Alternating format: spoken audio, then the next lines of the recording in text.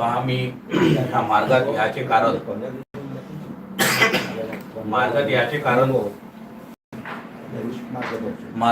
कारण म्हणजे असे आहे की आम्हाला मला तर व्यसन नव्हतं. आम्ही ह्या मार्गात 2015 मध्ये दसऱ्याचा वेळ होता, आमच्या घरी गणपती बसत होता. गणपती विसर्जन करून आम्ही ह्या मार्गात आलो. आणि मार्गात याचे कारण असं आहे का माझ्याकडे जे काही ट्रान्सपोर्टिंगचे काम जे काही गाड्या होत्या त्या गाड्या भरपूर प्रमाणे ॲक्सिडेंट झाल्या आणि कमीत कमी 8 ते 9 गाड्या ह्या गॅरेजमध्ये होत्या. आणि काहीतरी त्याच्यामध्ये म्हणजे लगेच सारं नुकसान झालं. नुकसान इतकं झालं तर मी पैसे कमवले पण नुकसान भरपाई म्हणजे खूपच झालं. 2015 मध्ये कमीत कमी आम्ही बी 1 ते 1.5 करोडपर्यंत मी म्हणजे पूर्ण बरबाद झालो. पहा बरबाद झाल्याच्या नंतर म्हणजे कुठंच मी मार्गात याच्या अगोदर जामसावडी मंदिर हे सर्व सेवकाला माहीत आहे. मी जामसावडीले मी आज त्याला शनिवार आहे तर मी आज शुक्रवारी माझी तिथे तिकीट बुक राहत होती आणि तिथे माझ्या हाताने अभिषेक राहत होतो. आज 5 ते 1000 10,000 लोक शनिवारी राहते पण तिथं हात लावू देत नाही. पण माझ्या हाताने मी इथून दूध दही कमीत कमी त्या दिवशी शुक्रवारच्या दिवशी आम्हाला इथून गेलो तर 3-4 हजार रुपये खर्च येत होता.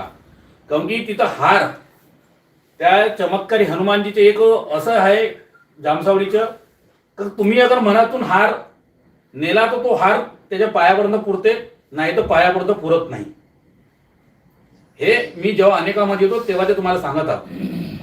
तर असंच एकदा आम्ही हार घेऊन गेलो 22 फुटाचा पण तोही हार पुरला नाही आणि ते 22 फूट मूर्ती हाही नाही.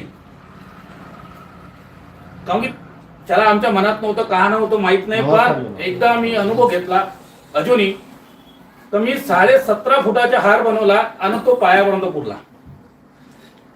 इतकंही करून म्हणजे शनिवारचा दिवस माझ्या पुरा बुक राहत होता 3 वाजेपर्यंत. शुक्रवारी जाऊन अभिषेक 5:30 वाजता तिथं माझ्या हाताने धोतर घालून तिथं अभिषेक करायचं, आरती करायची आणि आरती करून VIP मधून वापस यायचं. आल्यानंतरही ते तिथेही थांबत नव्हतो. सत्रापूरले हनुमान मंदिर आहे, हनुमान मंदिरलाही अभिषेक करायचा. तिथे जे काही हार जे काही सेंदूर उंदूरनं पूर्ण आंघोळ करून हे शनिवारची रुटीन होती माई. आणि गुरुवारची रुटीन माई हे होती तर पागलखाना दर्ग्यात नमस्कार जी मोठ्या ताजबाग मध्ये आणि गांधी बागात एक कालीमाईचे मंदिर होतं जे तुटलं होतं. तर तिथेही नेहमी गुलाबाचे फुलं राहत होते 20-20 रुपयाचे डेली. हे गुरुवारची रुटीन होती. पण 2015 मध्ये असं घडलं शनिवारचा दिवस आणि तो जे दिवस माझा जो फेवरेट होता सगळ्यात जास्त त्याच दिवशी गाडी पलटी झाली रात्री 2 वाजता. ती गाडी झाली कारंजाली पलटी झाली. ते गाडी पलटी नाही झाली तर 2-3 दिवस नाही लोटले तर गुरुवारी गाडी अजून पुन्हा पलटी झाली. मी म्हटलं माझ्या मनात तेच विचारले का मी गुरुवारचे ही दिवस आणि शनिवार दिवस माझ्या पुरं भूक राहत होता आणि हे कसं झालं. ते करता करता कमीत कमी 8 ते 9 गाड्या आमच्या त्या आठवड्यामध्ये गॅरेजमध्ये राहिल्या. मी खूप सारं म्हणजे जादू पंडे पुजारी ते सर्व केल्याच्या नंतर आम्हाला एक UPतला एक पंडा भेटला जो लोणार त्याच्या कुणीतरी तो हे करायला आला होता. तो खालच्या घरी आमच्या आला खालतं आणि माझी मावशी सगळेच होते आम्ही. तो म्हणत होता का ज्याने केलं त्याचे नावही सांगितलं. त्यानं नाव सांगितल्यानंतर तो सरळ म्हणत होता का तू इथेच राह आणि जोपर्यंत मला तो समोरचा व्यक्ती मरत नाही तोपर्यंत तू पैसे देऊ नको. इतकं चॅलेंज झालं तर पूर्ण त्यानं विद्या जेव्हा दवाई पूर्ण मांडली पूजा तो म्हणे मेल्याच्या नंतर तू मला पूजा पैसे देजो. माझी मावशी तयार झाली, माझी आई तयार झाली का सर्वच लोक म्हणत होते का ते वाईट झालं तर त्याची वाईट कर. पण माझ्या मुखातून शब्द हे निघाले का नाही. मी का म्हटलं त्या फक्त पुजाऱ्याले का तू अगर चांगलं करत असतील आणि चांगलं होत असेल तर कर पण त्याचे वाईट करू नको. त्याचे 2 पोरं आहेत. पहा तो म्हणे नाही हे काही होत नाही. मग मी नाही काही मनातून काढला. मी म्हणलं तू आपल्या घरी जा बा मी आपल्या घरी हाव. तो गेल्यानंतर पहा आपण म्हणतो अनेकामध्ये नाही अनेकामध्ये बी भगवंत कामात येते. अनुभव असा घडला मी 2015 मध्ये माझे चुलत मामे चौधरी यांच्या माध्यमातून ह्या मार्गात जुळलो. मार्गात जुळल्यानंतर माझ्या ह्या राईट अंगुठ्यातून असे धागे निघत होते नारळाच्या रस्तीसारखे. मी याची ट्रीटमेंट खूप मोठ्या हॉस्पिटलमध्येही केली आणि कमीत कमी 50-60 हजार रुपये खर्चही केले, तरी तो आराम नाही होत होता. पण मी ह्या मार्गात आल्यानंतर मार्गदर्शकाने फक्त आणि मला सांगितलं का बापू ह्या मार्ग मराचा आहे. मी म्हटलं हो काकाजी मराचा आहे, असंही आम्ही मरूच राहिलो आणि ह्या मार्गात येऊन बी मरू. त्याहीनं काही दिलं नाही. त्यानं परत सरळ सांगितलं का तुम्ही पूर्ण परिवार या. परिवार आल्यानंतर परिवाराला बसवलं, सगळ्याला समजून सांगितलं आणि हा मार्ग मराठा सर्व सेवकाने सांगितलं. आणि त्याच दिवशी भगवंतासमोर आमची जमानत आमच्या कार्यकर्त्यांनी घेतली. फक्त कोणी नव्हतं, कार्यकर्ता आणि आमचा परिवार होता आणि भगवंत होता. भगवंतासमोर आम्हाला उभं करून भगवंतासमोर वचनबद्ध करलं. जे ते सांगत होते ते आम्ही म्हणत होतो, कारण की आम्हाला या मार्गाचे काहीच माहित नव्हतं. त्याने सांगितलं की भगवंताला असं असेल तुम्ही वचन द्या. आणि सर्वच कार्यकर्ते भगवंताला वचन द्यायला होते आणि वचनबद्ध करायला होते, कारण की त्याचे गॅरंटर फक्त कार्यकर्ता. तिथून सुरुवात झाली. आम्हाला 3 दिवसाचे कार्य दिले. 3 दिवसाच्या कार्यामध्ये पैसे तर नव्हते, पण पहिल्याच दिवशी जेव्हा दिवशी भगवंताची ज्योत लागली त्याच दिवशी माझ्या हातातले जे काही रस्सीचे सारखे होते निघत, तर मला अर्धा फरक पडला आणि माझ्या हाताला टीका आले होते, त्या टीकाही मिटल्या. म्हणजे 3 दिवसाच्या कार्यामध्ये. आता हे तर कार्य चालूच राहिले. पण त्याच्यानंतर एक घडलं असं, मी मार्गात आलो. 7:11 कार्य जेव्हा सुरू झाले तर माझ्याकडे गाड्या होत्या 3 अजून. त्या आशा हॉस्पिटल पाशी RTO पकडल्या ओव्हरलोड मध्ये आणि त्याचं फाईन ठोकलं 45,000 रुपये. आता कसं करू? आपण ह्या मार्गात सुखीवासाठी आलतो आणि हे कसं झालं आता? मी काकाजीला फोन केला. म्हणलं काकाजी तुमने बेटा देखो ये तुम्हारी गलती है बोले कि तुम ओवरलोड गाड़ी क्यों भरे बोले, उसमें भगवान की क्या गलती है बोले. मी त्याच वेळी समजलो नाही आपली चूक आहे. आपण स्वतः ओव्हरलोड भरल्यानंतर भगवंताला दोष देणं हे आपली मूर्खता आहे. मी ते जे काही फाईन भरून ते गाड्या सुटल्या त्या दिवशीपासून मग 2 वर्षात आम्ही मार्गात असले नसल्यासारखेच म्हणजे वागत न होतं, कारण की आम्ही थोडं समाधानी चालतो, बरं झालतो. पण त्या 2 वर्षाच्या काळामध्ये घडलं असं मी आजपर्यंत कोणाला सांगितलं नाही. ज्या व्यक्तीचं नाव त्या जादू पंड्यानं सांगितलं होतं, तो व्यक्तीची कंडिशन अशी झाली का मानकापूरले एक कोणीतरी म्हणजे आत्महत्या करून मेलं आणि त्याच्या पेपरमध्ये आलं होतं. तर त्याच्या 7 वर्षाच्या पोरानं त्या समोरच्या व्यक्तीचं नाव सांगितलं होतं पोलिसवाल्याने. त्याच्या सावकारचं काम होतं. तर तो त्या केसमध्ये अडकल्याच्या नंतर त्याला 14 लाख रुपये लागले. आता तिथंही नाही थांबलं तर त्याला पॅरलेस मारलं. तिथंही नाही थांबलं तर त्याची जी जवान बायको होती ते मरण पावली. हे कोणाची कृपा आहे? मी तर म्हटलंच नाही त्या पंड्याले करा म्हणून. मी भगवंताली नाही म्हणलो. म्हणजे ह्या अनुभवातून जे करण तो इथं भरणच पडत, तो अनेकामध्ये आहे. त्याच्यानंतर त्यानं दुसरं लग्न केल्यानंतर मला फोन केला 1-1.5 वर्षानंतर की भांजे शादी म्या. मी म्हणलं नाही. तरी मी त्याच्यासंग बोललो. मी म्हणलं मामा नाही, कारण की मी त्याला असं नात्यानं मामाच म्हणत होतो, कारण की तो ब्राह्मण समाजाचा होता. पण आमचे जे रिलेशन होते जसे काही, आणि जे त्याच्याकडून जी मी गाडी घेतली होती एक मोठी, त्या दिवसून सगळं डामाडोल झालं होतं. तर घडलं असं त्याचं सगळं पूर्ण बरबाद झालं आणि त्याला पॅरलेस मारून त्याच्या जो 90 किलोचा माणूस होता तो 45 किलोवर आला.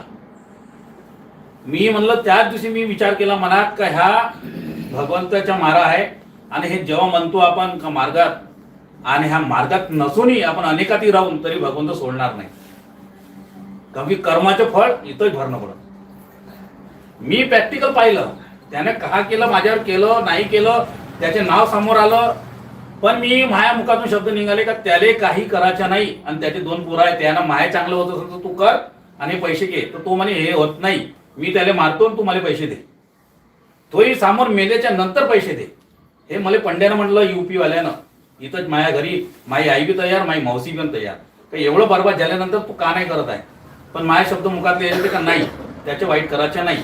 त्यानं आपलं केलं ना तर तो भगवंत पाहिजे. खरंच भगवंतानं घडवलं तसंच. आणि हे मी आजपर्यंत कधी नाही सांगितलं. पण जेव्हा मी मला सांगण्यालायक नाही आहे, पण हे आज अनेकामध्ये राहून मी हे भगवंत कामं करते. पण आपल्याला तसं चालणं पडत. आपल्या बाबाने जे नियम दिलेले आहे त्यानंतर हळूहळू आमची जे काही कंडिशन आहे, जे गेलेलं धन ते पुन्हा परत 2018-19 मध्ये भेटलं. असं नाही की मार्गात 2015 मध्ये आलो ना वापस पुन्हा भेटलं, ते नाही झालं. 2018 मध्ये मला तर काही दिवस तर ह्या मार्गाची रूपरेखा काही माहीत नव्हती, कारण की मी शाळेला झालो नवं हवन जसं झालं तर मी मार्गदर्शकाच्याच बाप व्हायला पाहत होतो. कारण की कसं आहे, मायानं कॅपॅसिटी नव्हती, कोणं काही म्हटलं तर मी मायानं साईन करायची ताकद नव्हती. मी ना घरच्याला ऐकत होतो ना बाहेरच्याला ऐकत होतो. त्या कार्यकर्त्यानं मला एकदा म्हणलं का बाबा ये लोक आते लेट आते खाना खाणे आते. मला त्या गोष्टीच्या रागाला त्यानं कोणाला बोलला पण मी ना आपल्या अंगावर घेतलं, माझ्या अंगावर घेतलं. तो कार्यकर्ता घरी आला 4 दिवसानंतर की संदीप मैं तुमको नहीं बोला, कारण की आमच्या कार्यकर्त्याचे शब्द होते, चिमुरकर काकाजी माहित आहे, आते और गांड को हात पोच के चले जाते. मी सेवकाजी नाही सांगत पण मी ना आपल्या अंगावर घेतलं. आता तो कोणाला बोलला मला नाही माहित, पण तो माझ्या घरी आला, त्याने सांगितलं की संदीप आपको नहीं बोला मैंने, ये सेवकों को बोलना पड़ता है, तुम समझा करो. पण मी माझ्यात कॅपॅसिटी नव्हती, मला त्या गोष्टीच्या रागाला मी हर कार्यक्रम अटेंड करो पण मी तिथं जेवण नाही करो, मी जेवणच नहीं करो, मी फक्त हवनात येऊ. कारण की त्याच कार्यकर्त्याचे शब्द होते कि अपन ने एक बार शब्द अगर दे दिए कि हवन में जाना है तो रात के 2 बजे भी मैं खापरखेड़ा गया था, तो तुम क्यों नहीं जाते.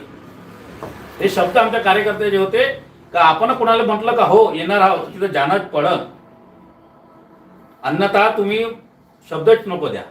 तर मी तेच म्हटलं होतं का मी काकाजी हवनात येणार आहोत असं तुम्ही शब्द दिला, पण मी खाले नाही आलो. मी हा शब्द वापरला काकाजीकडे त्या, पण त्याने म्हटलं का तुले नाही म्हटलं, पण मी आपल्या अंगावर घेत होतो. मी काही दिवस तर मी 9वे हवन झाल्यानंतर मी तर बिलकुल ऐकत नव्हतो, कार्यकर्त्याला नाही ऐकत होतो. कारण की तो कार्यकर्ता आपल्या घरचा असं मला काही घेणं देणं, मी आपली जी काही वर्गणी ठेवत होतो ते वर्गणी देऊन देत होतो, तू का करायचं कर. कारण की कार्यकर्त्याकडे कसं आहे, जे थोडे पैसेवाले आहे तर ते त्याच्या बाजूनच राहत होते, आणि जे बिलकुल कमी आहे ते बिलकुल चटाईवरच राहत होते. आणि ते काही दिवसानंतर मला समजू आलं का नाही ते चटाईवाले बी आपल्यासारखेच आहे आणि ते गादीवर बसले तेही आपल्यासारखे आहे. हे आपण एकंदर अगर समजू महान ते की बाबा जमदूजीने तेच कामं केले, अगर ते करते तर काही पैसेवाले त्याच्या बाजूनच राहते. आणि ह्या पैशासाठी मार्ग नाही आहे, आणि ह्या जो बी धिंगाणा ह्या मार्गात केला ह्या पैसेवाल्यानेच केला. गरीब माणसानं ह्या मार्गाची सत्यानाशी केली नाही, पैसेवाल्यानेच केली आहे. कारण की आज पाहू राहिलो आपण, पैसेवाले येते काही वेळ थांबते, तो पूर्ण अजून त्या बेसनावर लागते. कारण की मी कालच सांगितलं का हा मार्ग दारूवाल्यासाठी नाही आहे, हा मार्ग जादू टोना जे काही होतं बाहेर भीतरच्या जे काही अंधश्रद्धेत आपण फसलो होतो त्याच्यासाठीच हा मार्ग आहे. कारण की बाबानं आपल्या घरचे जे काही दुःख होते सगळे ह्या भगवत प्राप्ती करून दुःख दूर केले. बाबावर का व्यसन, बाबाला काहीच व्यसन होतं, कोणाला तरी माहिती आहे का बाबाला व्यसन होतं? कुठेच उल्लंघनच नाही आहे, पुस्तकी ती नाही का बाबाला व्यसन होतं. बाबाला व्यसनच नव्हतं, बाबाच्या घरी खूप सारं दुःख होतं. म्हणून ह्या मार्ग हा जादू टोण्यासाठी आणि अंधश्रद्धातून आपण जे बाहेर निघण्यासाठीचा मार्ग आहे. मार्ग खूप चांगला आहे, पैसे लागत नाही, पण कसं आहे आपण सेवकांना फुकटाची वस्तू कधी चालत नाही, फुकटाची वस्तू बिलकुल आपल्या सेवकाला चालत नाही, आणि आपल्याला मलाही चालत नाही. म्हणजे पैशानं जर घेतली तर त्याची कदर करतो, आणि फुकट्यानं कोणी करते फिरिस्त भेटते काय, फिरिस्त भेटते. आता एखादं झाडानं फुलं विकत आणा त्याचे आपण बरोबर हे करतो, आणि एखादं फुल घरी तोडून आणलं तर ते आपल्या घरी झाडालाच लागते, कारण की पैसे लागत नाही. हे बिलकुलही मनात विचार आणलाही नाही पाहिजे. कारण की मी ना विचार आणले, मी स्वतः दुःख भोगलं, मला माहित आहे ह्या मार्गात कसं काय. आपल्याला हमेशा नरमास होऊन आणि ह्या मार्गात मरूनच चालणं पडतं. कारण की हा मार्ग पहिल्या दिवशी सांगते मराचा मार्ग आहे, म्हणून मरून चालून तर सारंच गळ आपण जितून घेऊ. कारण की आपल्याला साधारण नाही मरायचं आहे, मला तर नाही मरायचं बाबा. कारण की मला ह्या मार्गात आल्याच्या नंतर मला काहीतरी बाबाच्या ह्या मार्गात काहीतरी मला करून जाऊन काहीतरी, म्हणजे बाबानं म्हटलंय लाखो सेवक होणार आहे, पण आपल्याला बोटावर मोजण्याचे लायकच राहणार आहे. 900 900 गवसे खूप लोक येणार आहे मार्गात, पण आपल्याला ह्या 5 मधून एक तरी बनायचे आहे, आणि बनायचा पूर्ण प्रयत्न केलाच पाहिजे सर्वांना. कारण की मार्गात राहून का कामाचे नाही तर अनेका तोच आजही सर्व एवढे सेवक बसलेले आहे. आज बी सेवकीन बाईले अगर गणेशजीची आरती विचारान का नाही तर आत्ताही सांगते,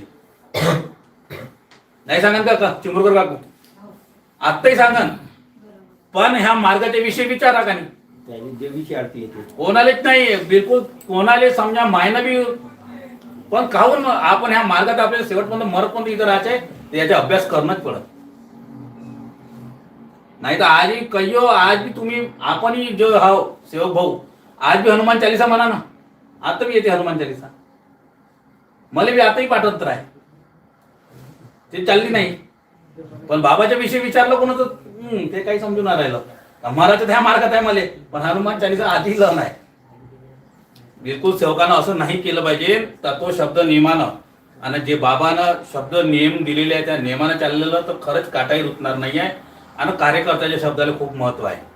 म्हणून माझी नेहमीच हेच विनंती राहते का कार्यकर्त्याच्या शब्दाले आणि एक सेवकानं कधीच आपल्या मनात असं गर्व बिलकुल आणावं नाही की मी आज बरा झालो. हे अगर ज्या दिवशी आलं तर तो दिवस आणि तुम्ही अजून का प्रकृती खराब होणार आहे हे मी चांगल्यानं पाहिलेली आहे. म्हणून मी नेहमीच सांगतो सेवकाले नरमासून चला. कारण की आज आमचे चिमुरकर काकाजी ह्याही वयामध्ये कधीही एकही रुपयाचं घमंड नाही आहे. मी आज यायला एवढ्या वर्षात पाहू राहिलो. आज विजय भाऊ आहे, प्रधान काकाजी आहे, कधीतरी सांगा ते इंजिनियर माणूस आहे, पण ते कधी शरमत नाही. मी त्याची बढोती करत नाही कारण की मी त्याला माहित आहे ते कसे चालते.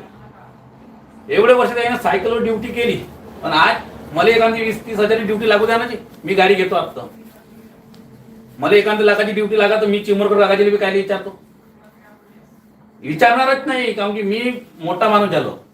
पण आमचे चिमुरकर काकाजी नेहमी ह्या मार्गात बी बिलकुल पॉइंटले पॉइंट, शब्दाले शब्द पकडते. कुठं चुकलं तिथंच लक्षात आणते, विधीमध्ये चुकलो तरी सांगते. आज साधा सेवक एकही विधी सांगू शकत नाही आपल्या गटातला, पण चिमुरकर काकाजी त्या टाइमात साधे राहूनही पूर्ण विधी सांगत होते. नाही तर आज 25 वर्षेवालेले बी विधी येत नाही बरोबर, मी पाहिलंय डोळ्यानं. पण चिमुरकर काकाजी साधे होते तरी बी पूर्ण विधी सांगे. अधिकार नव्हता साधे सेवकाले बोलायचा तरी बी चिमुरकर काकाजी डोळे बंद करून नाही. बिलकुल चिमुरकर काकूने किती वेळ हटकलं आज तुम्ही बोलत नको जा, पण चिमुरकर काकाजी हटकल्याशिवाय राहत नाही.